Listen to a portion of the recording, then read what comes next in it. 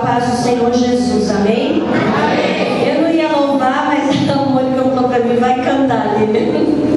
Aí eu falei, é o sinal de Deus, é para eu louvar. Né? O Senhor está sempre me colocando para cantar, para louvar para Ele.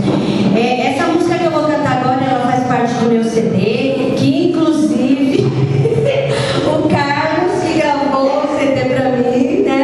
A música é dele, ele fez a música, a letra pela misericórdia de Deus, fui eu que escrevi. É o testemunho, né, que alguns daqui conhecem, mas como aqui muita gente é nova, foi uma coisa que aconteceu comigo em 1998.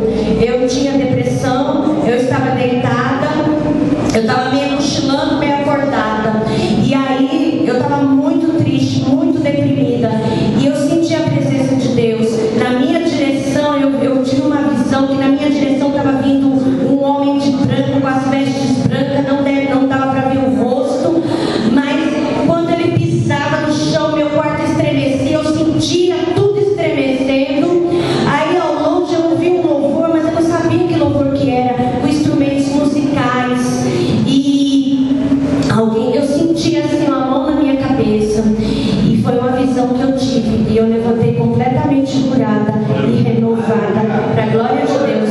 Por isso que eu escrevi a letra dessa música. Então vocês prestem atenção na letra, que é um testemunho da cura que o Senhor me entregou, amém? Pode soltar o CD. Glória a Deus, aleluia, Jesus. Deus é fiel, Ele é aquele que promete e que cumpre, e que é o Deus